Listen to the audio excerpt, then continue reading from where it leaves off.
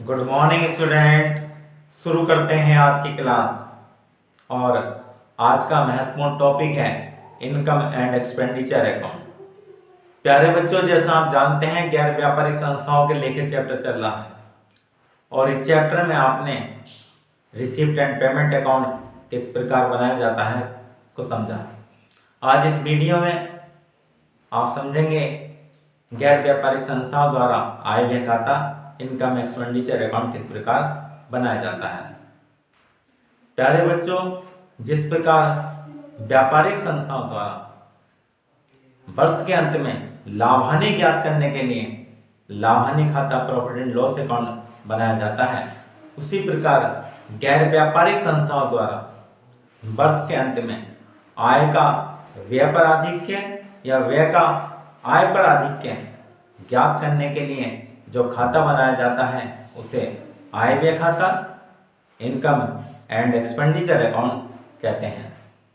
प्यारे बच्चों, ये जिस प्रकार लाभ हानि खाता बनाया जाता है उसी प्रकार गैर व्यापारिक संस्थाओं द्वारा आय व्यय खाता बनाया जाता है। ये नाम मात्र का खाता होता है, नॉमिनल अकाउंट होता है।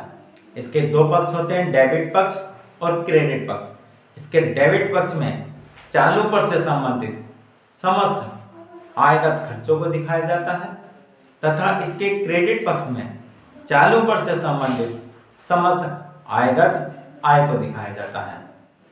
और इस प्रकार इस खाते से आय का व्यय पर आधिक्य या व्यय का आय पर आधिक्य ज्ञात हो जाता है। प्यारे बच्चों, जानते हैं इनकम एंड एक्सपेंडिचर अकाउंट में कौन कौन सी मदों को दिखाया जाता है। इसके क्रेडिट पक्ष में चालू वर्ष से संबंधित जो आयगत आय है, रेवेन्यू इनकम है, उनको दिखाया जाता है। जैसे सब्सक्रिप्शन, जो चंदा प्राप्त हुआ है उसको हम क्रेडिट साइड में दिखाते हैं। जो चंदा चालू वर्ष का है लेकिन अभी प्राप्त नहीं हुआ है तो उसको क्या करेंगे, आप जोड़ देंगे करंट ईयर एक्रूड। और अगर पिछले साल का एक्रूड है तो उसको हम क्या करेंगे, लास्ट ईयर एक्रूड घटा देंगे। अगर आपको अग्रिम चंदा प्राप्त हो गया है तो उसको हम क्या करेंगे, करंट ईयर का अनएक्रूड घटा देंगे और लास्ट ईयर का अगर अनएक्रूड है तो उसको हम जोड़ देंगे। इसी प्रकार entry fees, donation, interest on investment, rent, sale of newspaper, by other income, कोई भी ऐसी आय जो चालू वर्ष से संबंधित है और आयगत है, जो रेवेन्यू नेचर की है, तो उसको हम क्रेडिट साइड में दिखाते हैं। इसके डेबिट पक्ष में चालू वर्ष से संबंधित सभी आयगत खर्चों को, रेवेन्यू एक्सपेंडिचर को जो चालू वर्ष से संबंधित हैं उनको दिखाते हैं।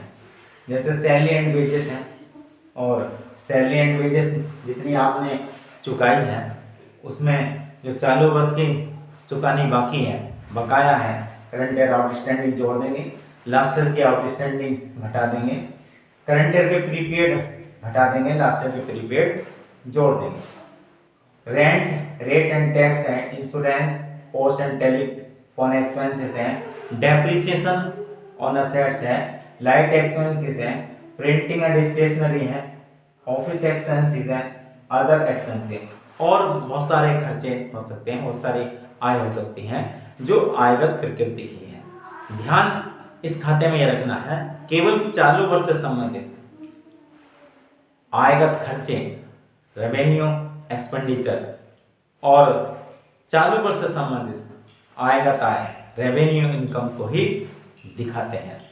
पूंजीगत आय तथा पूंजीगत खर्चों को नहीं दिखाते तथा पिछले वर्ष से संबंधित या आगामी वर्ष से संबंधित आय व खर्चों को भी इसमें नहीं दिखाते। इस प्रकार इसका टोटल कर लेते हैं। अगर आय का टोटल अधिक है और खर्चों का टोटल कम है तो ये आपका सरप्लस आ जाएगा, जिसको हम आय का व्यय पर आधिक्य कहते हैं, excess of income over expenditure. और अगर खर्चों का टोटल अधिक है, एक्सपेंडिचर का टोटल अधिक है, तो ये आपकी डेफिशिएंसी आएगी, जिसको excess of expenditure over income कहते हैं।